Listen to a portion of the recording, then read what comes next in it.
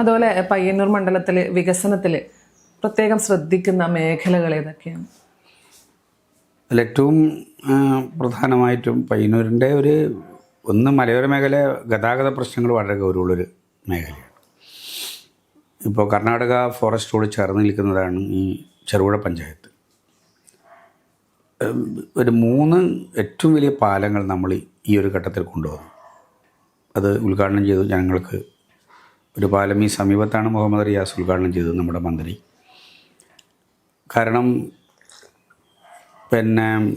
കർണാടക വനത്തിനും കേരളത്തിൻ്റെ അതിർത്തി അതിൻ്റെ ഇടയിലൂടെ ഒഴുകുന്ന കാര്യംകോട് പുഴ, ആനയും മറ്റും വന്നു കഴിഞ്ഞാൽ ജനങ്ങൾക്ക് ഒരു രക്ഷയുണ്ടായിരുന്നില്ല.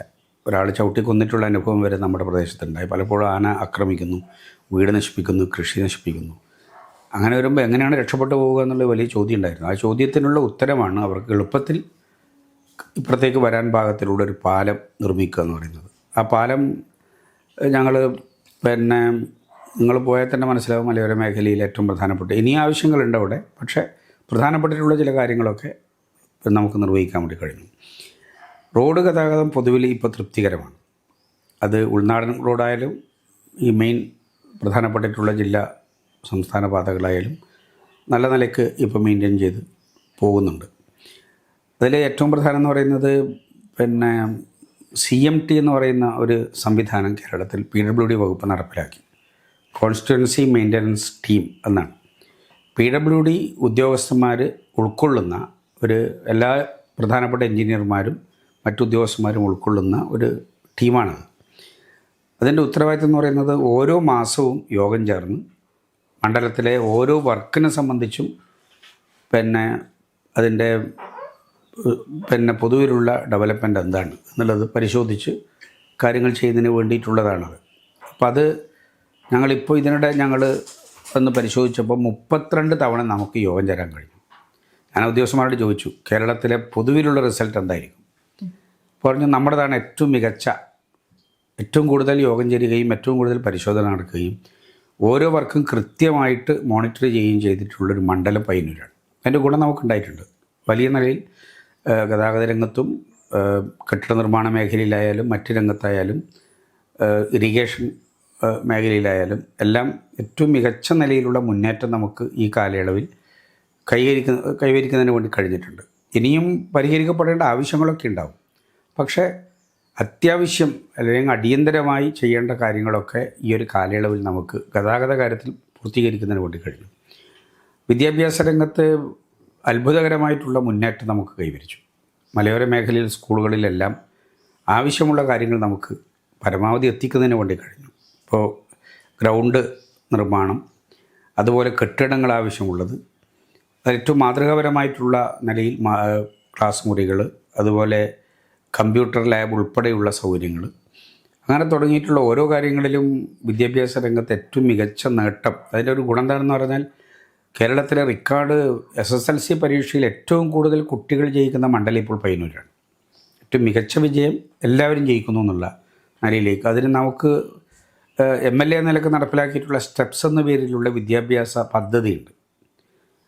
പരീക്ഷാകാലത്തടക്കം ഇപ്പോൾ ഞങ്ങൾ അതിൻ്റെ ഒരു സെൻറ്റർ ഇതിനിടെയാണ് ഉദ്ഘാടനം ചെയ്തത്. ഏത് കുട്ടിക്ക് സംശയം ഏത് സമയം ചോദിക്കാം. ഏറ്റവും പ്രധാനപ്പെട്ടിട്ടുള്ള അധ്യാപകർ അവർക്ക് വേണ്ടിയിട്ടുള്ള എല്ലാ സംശയ നിവാരണത്തിനു വേണ്ടിയിട്ടുള്ള ഒരു സംവിധാനം നമ്മൾ ഉണ്ടാക്കി. വലിയ നിലയിൽ കുട്ടികൾ അതുമായിട്ട് ബന്ധപ്പെടുന്നു.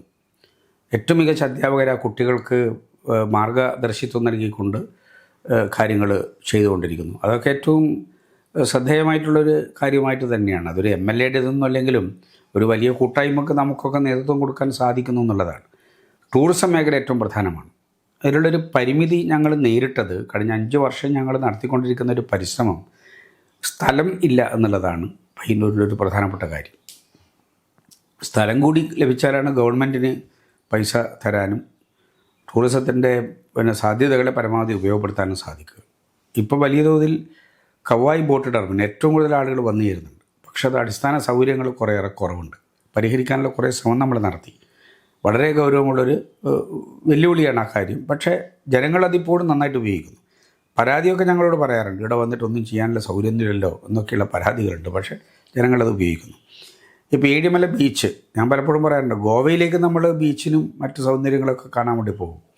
ഏഴിമലയിലേക്ക് നമ്മുടെ നാട്ടുകാർ അല്ലെങ്കിൽ പുറമേ നിന്നുള്ളവർ എത്ര പേര് എത്തുന്നുണ്ട്, നമുക്കതിനെ മാർക്കറ്റ് ചെയ്യാൻ പറ്റുന്നില്ല എന്നുള്ളതാണ് വേണമെങ്കിൽ ഉപയോഗിക്കേണ്ട ഒരു വാക്ക്. കാരണം അങ്ങനെയൊക്കെയാണല്ലോ നാടിൻ്റെ ഒരു വാണിജ്യപരമായിട്ടുള്ള മുന്നേറ്റം കൂടി ഉണ്ടാവുക. നമ്മളിപ്പോൾ അതിനു വേണ്ടി കുറച്ച് പൈസ നീക്കി വെച്ചു. കാരണം അതിലുണ്ടായിരുന്നൊരു പരിമിതി എന്ന് പറയുന്നത് ഈ പറയുന്ന സ്ഥലത്തിൻ്റെ ലഭ്യതയില്ലായ്മ എന്നുള്ളതാണ്. നല്ല മാറ്റം ഉണ്ടായിട്ടുണ്ട് ഏഴിമല ബീച്ചിൽ. ഞങ്ങളത് കഴിഞ്ഞ 5 വർഷം ഞങ്ങൾ ശ്രമിച്ചുകൊണ്ടിരുന്നത് അതിനുവേണ്ടി കുറച്ച് സ്ഥലം കിട്ടുമെന്നുള്ളതാണ്. അതിപ്പോൾ ഏറെക്കുറെ ശരിയായിട്ടുണ്ട്. ഈ ബജറ്റിൽ ഞങ്ങൾ അതിനു വേണ്ടി പൈസ നീക്കി വെച്ചിട്ടുണ്ട്. പിന്നെ വരുന്നൊരു കാര്യം, മലയോര മേഖല എന്ന് പറയുന്നത് ഊട്ടിയും കൊടക്കനാലും പോകുന്നവർ ജോസഗിരിയും രാജഗിരിയും ഒക്കെ പോകുന്നത് ആയിരിക്കും കുറേ കൂടി നല്ലത് എന്ന് തോന്നുകയാണ്. കോടമഞ്ഞും അതിൻ്റെ സൗന്ദര്യവും അവിടെയൊക്കെ റിസോർട്ടും മറ്റു കാര്യങ്ങളൊക്കെ ഇപ്പോൾ ഞാൻ അവിടെയുള്ള റിസോർട്ടിൻ്റെ ആളുകളോടൊക്കെ ചോദിച്ചു, വലിയ നിലയിൽ ആളുകൾ വരുന്നു, നല്ല നിലയിൽ അത് ജനങ്ങളിലേക്ക് എത്തിക്കൊണ്ടിരിക്കുന്നു. നമ്മുടെ ഇവിടെ നിന്ന് അടക്കം ആളുകൾ പോകുന്നു, പുറമേ നിന്ന് ആളുകൾ വരും, നമ്മളറിയാത്ത നിലയിൽ എത്രയോ ആളുകൾ അവിടേക്ക് വരുന്നുണ്ട്.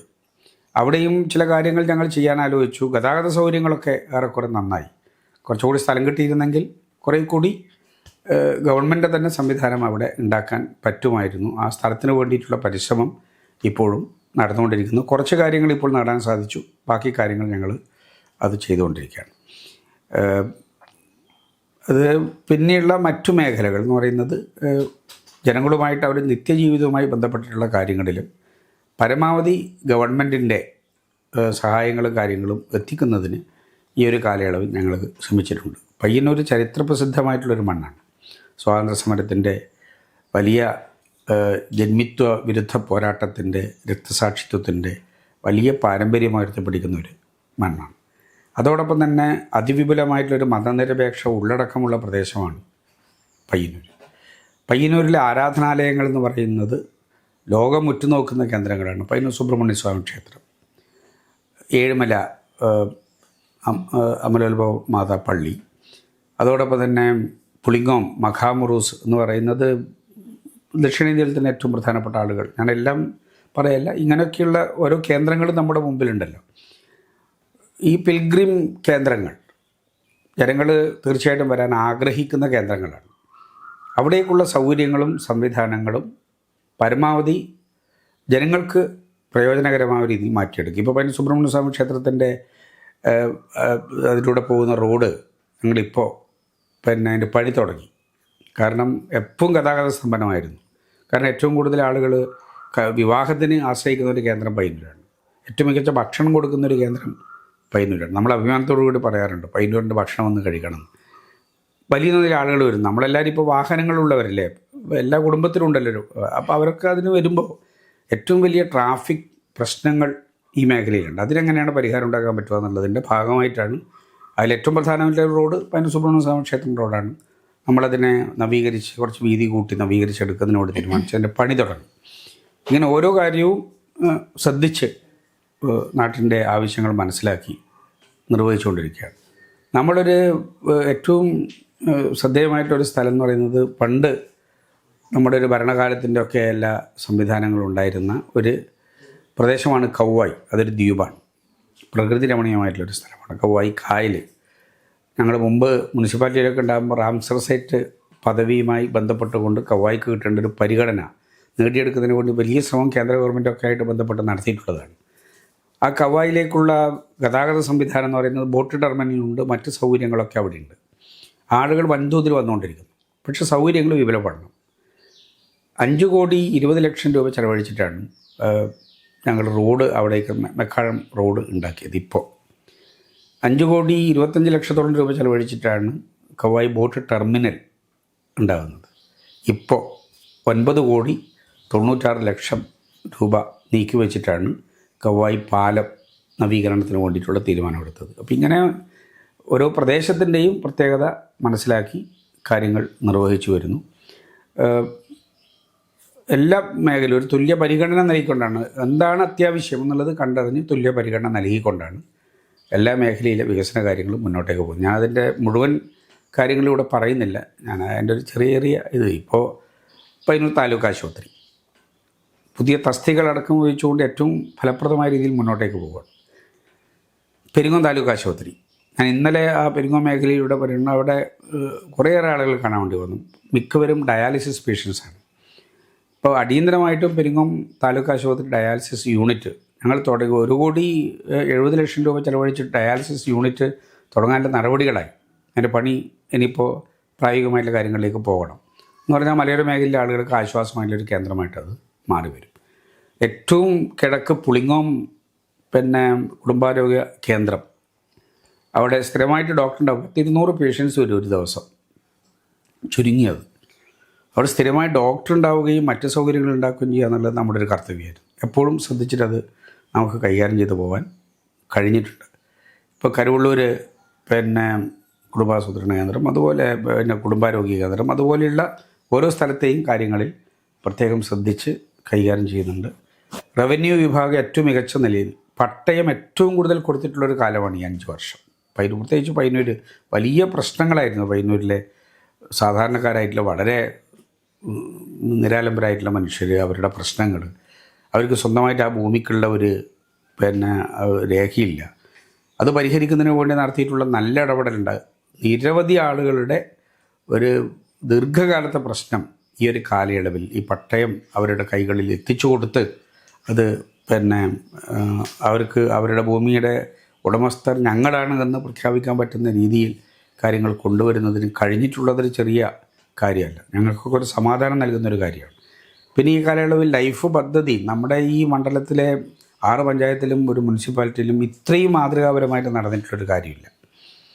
എത്രയെത്ര കുടുംബങ്ങളാണ് അവരുടെ എന്തൊരു സന്തോഷത്തിലാണ് അവരുടെ ആ പുതിയ വീടുകളിൽ പോയി താമസിക്കുന്നത്. ഞങ്ങൾ പല സ്ഥലത്തും പോകുമ്പോൾ അവരുടെ ഒരു സന്തോഷത്തിൻ്റെ കണ്ണീരുണ്ടല്ലോ, അത് കാണുകയെന്ന് പറയുന്നത് തന്നെയല്ല ഈ ഗവൺമെൻറ് കിട്ടുന്ന ഏറ്റവും വലിയ അംഗീകാരം. ഇങ്ങനെ ഏത് കാര്യമെടുത്താലും പൊതുവിൽ മികച്ച നിലയിൽ നമുക്ക് മുന്നോട്ടേക്ക് പോകാൻ കഴിഞ്ഞിട്ടുണ്ട്. സമ്പൂർണ്ണമാവില്ല എന്ന് നമുക്കെല്ലാവർക്കും അറിയാം. ഇനിയും നിരന്തരമായി നമ്മൾ ശ്രദ്ധിക്കേണ്ട മേഖലകളുണ്ട്. ഞാനെല്ലാം ഇവിടെ പറയല്ല, ശ്രദ്ധിച്ചുകൊണ്ട് തന്നെയാണ് നമ്മൾ മുന്നോട്ടേക്ക് പോകുന്നത്. ഇപ്പം മധുവേട്ടൻ ആരോഗ്യകാര്യത്തിൻ്റെ പറഞ്ഞു, ടൂറിസം പറഞ്ഞു, അതുപോലെ ഏറ്റവും പ്രതിസന്ധി നേരിടുന്ന ഒരു കാര്യമാണ് പയ്യന്നൂർ ഖാദി അഭിമുഖീകരിക്കുന്ന പ്രശ്നം. അപ്പോൾ ഖാദി മേഖലയെ രക്ഷപ്പെടുത്താൻ എന്താണ് ചെയ്യാൻ പറ്റുക? അത് ഈ ഖാദി എന്ന് പറയുന്നത് കേന്ദ്ര ഗവൺമെൻറ്റിൻ്റെ നയവുമായി ബന്ധപ്പെട്ട് നിൽക്കുന്നൊരു കാര്യമാണ്. സംസ്ഥാന ഗവൺമെൻറ് അതിൻ്റെ പരിമിതിയിൽ നിന്ന് ഖാദിയെ പരമാവധി സഹായിക്കുന്നുണ്ട്. ഇന്ത്യയിൽ എവിടെയില്ലാത്ത നിലയിൽ അവർക്ക് ഒരു കൂലി, ഒരു ഇൻകം സപ്പോർട്ട് സ്കീം പോലുള്ള പദ്ധതികൾ നടപ്പിലാക്കി ഖാദി തൊഴിലാളികളെ ചേർത്ത് പിടിച്ച് അവരെ സംരക്ഷിച്ച് പോകുന്നതിന് വേണ്ടിയിട്ടാണ് കേരള ഗവൺമെൻറ് പരിശ്രമിച്ചുകൊണ്ടിരിക്കുന്നത്. പക്ഷേ കേന്ദ്ര ഗവൺമെൻറ് കൂടി നന്നായിട്ട് സഹായിച്ചാലാണ് ആ കാര്യങ്ങൾ നമുക്ക് നടത്താൻ പറ്റുക.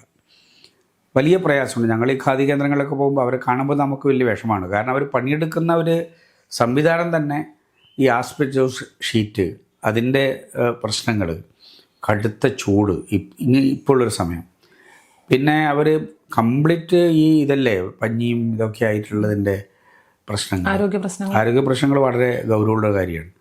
പരമാവധി MLA ഫണ്ടെന്നോ അല്ലെങ്കിൽ അതുപോലുള്ള കാര്യങ്ങളോ ചെയ്യാൻ പരിമിതിയുണ്ട്, സാങ്കേതികമായിട്ട് പറ്റില്ല.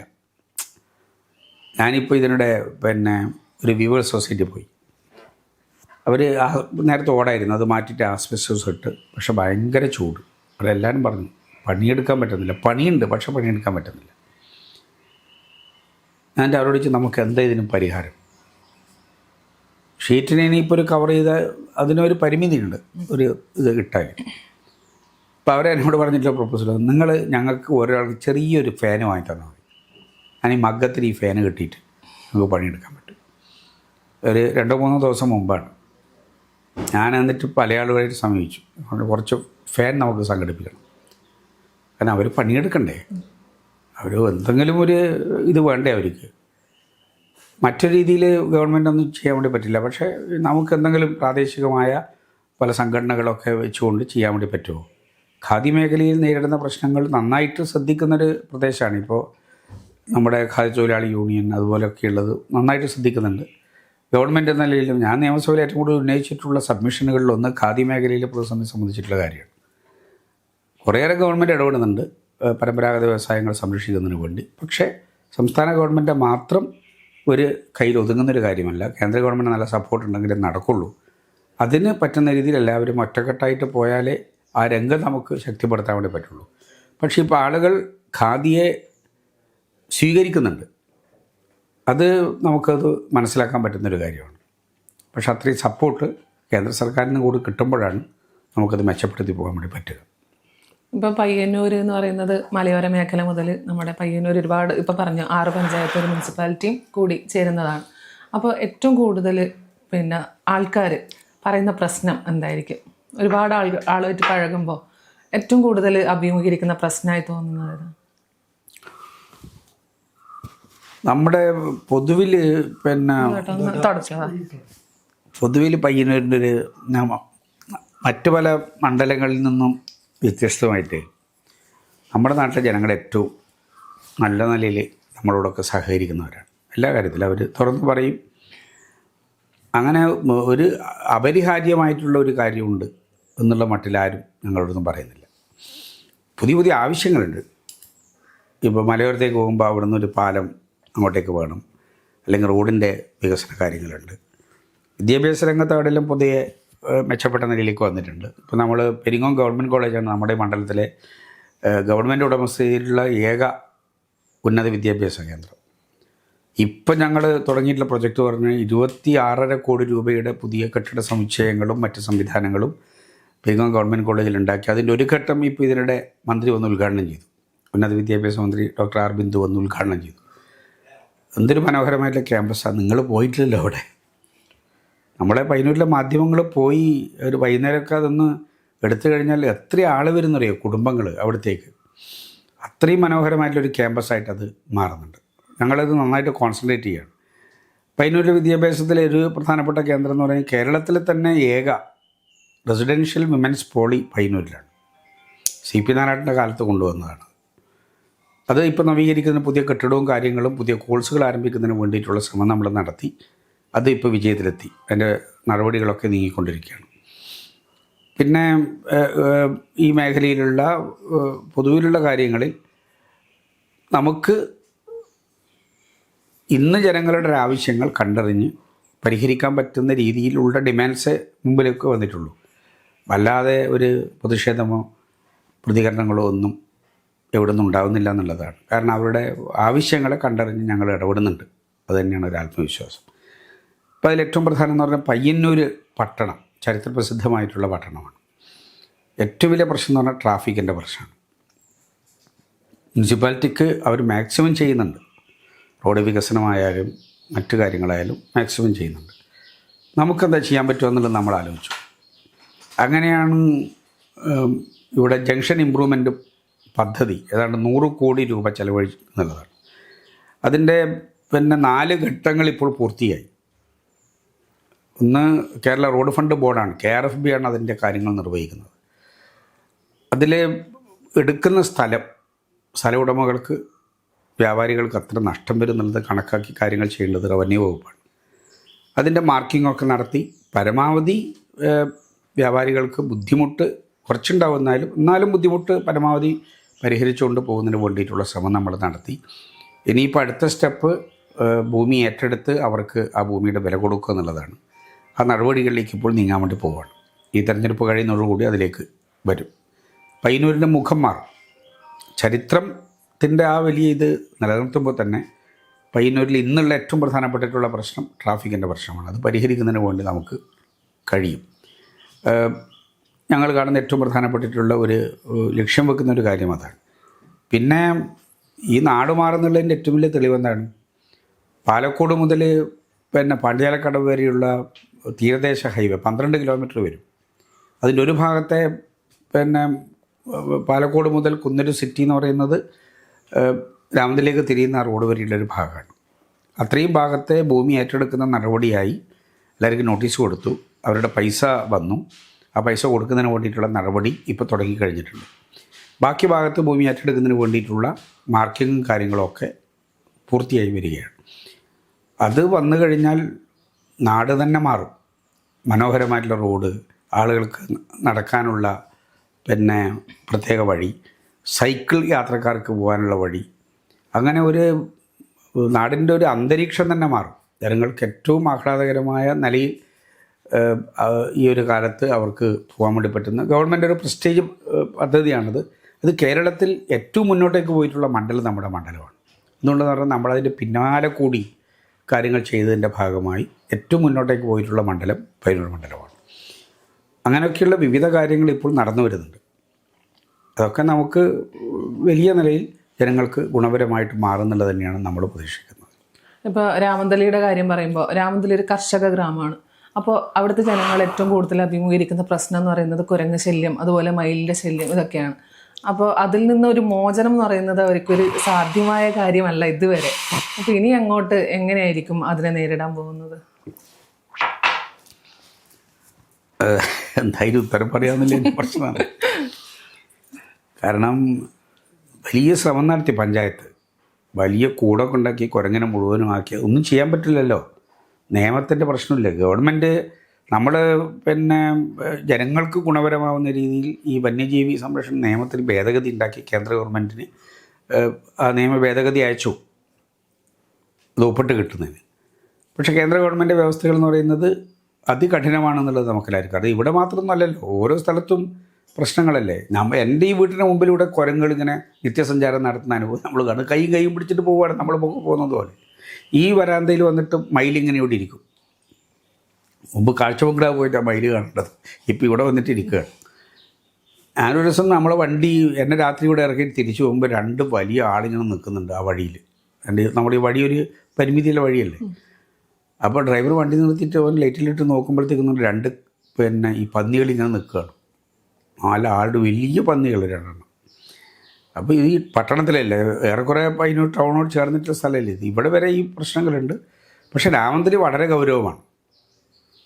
ഒരു തൈയിലും ഒരു ചെറിയ ഇളനീര് പോലും ബാക്കി വെക്കുന്നില്ല. അത് തന്നെ വീട്ടിൽ നിന്ന് ആരെങ്കിലും ഇറങ്ങി അവരെ നേരെ ഇത് പറിച്ച് എറിയുന്ന, അവരെ അപായപ്പെടുത്താനുള്ള ശ്രമം വരെ നടത്തിക്കൊണ്ടിരിക്കുന്നു എന്നുള്ള പ്രശ്നങ്ങളുണ്ട്. നല്ല നിലയിൽ അവിടെ ഇപ്പോൾ ഇതിനിടെ ഞങ്ങളവിടെ യോഗം ചേർന്നു. എന്താണ് പരിഹാരം? ഇനിയിപ്പോൾ കൂട് വെച്ച് പിടിച്ച് മറ്റെവിടെയും കൊണ്ടുപോയിട്ട് ഇറക്കണം എന്നുള്ളതാണ് വഴി. അത് കുറേ ശ്രമം നടത്തി, പക്ഷെ അതല്ല ശാശ്വത പരിഹാരം. എന്ത് എന്നുള്ളത് ഇനി കേന്ദ്ര ഗവൺമെൻറ് കൂടി ആലോചിച്ചിട്ട് ചെയ്യേണ്ട ഒരു കാര്യമാണ്. കാരണം ഏഴുമല നാവൽ അക്കാഡമി കൂടി വന്നതോടുകൂടി, കാരണം അവിടെ മുഴുവനും നല്ല വിശാലമായിട്ടുള്ള കാടും സൗകര്യങ്ങളും സംവിധാനങ്ങളും ഒക്കെ ഉണ്ട്. കുരങ്ങ് മുഴുവനും നാട്ടിലാണ്.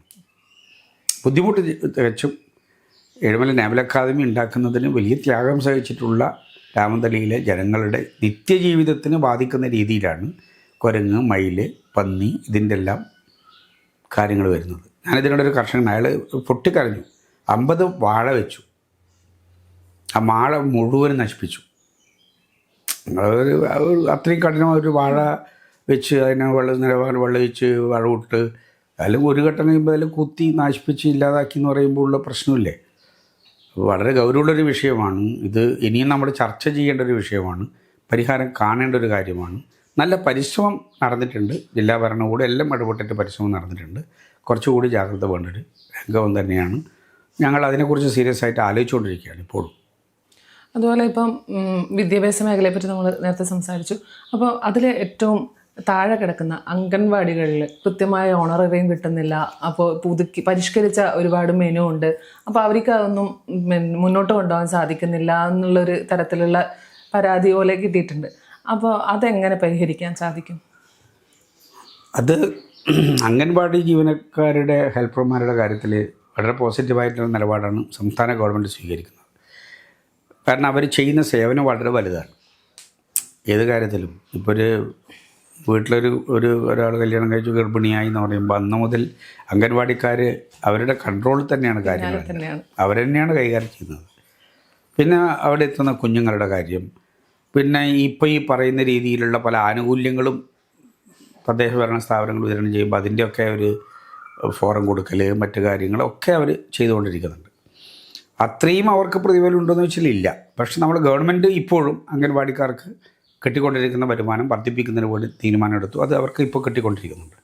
പക്ഷെ എന്നാലും അവരുടെ ആവശ്യങ്ങൾ പൂർണ്ണമായിട്ടായി എന്ന് പറയാൻ വേണ്ടി പറ്റില്ല. അതിന് ഉള്ള ഈ ഒരു പരിമിതിയുണ്ട്. കാരണം നമ്മൾ എത്ര വലിയ സാമ്പത്തിക പ്രതിസന്ധിയാണ് നേരിടുന്നതെന്നുള്ളത് കേരളത്തിലെല്ലാ മനുഷ്യർക്കും അറിയാലോ.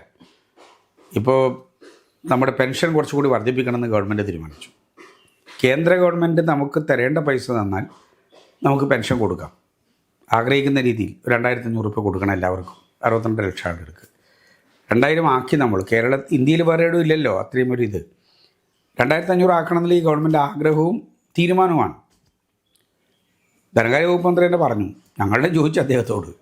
അദ്ദേഹം പറഞ്ഞു, കേന്ദ്ര ഗവൺമെൻറ് നമുക്ക് തരേണ്ട പൈസ തന്നാൽ അന്ന് തീരുമാനിക്കും ഈ വർധനവ്.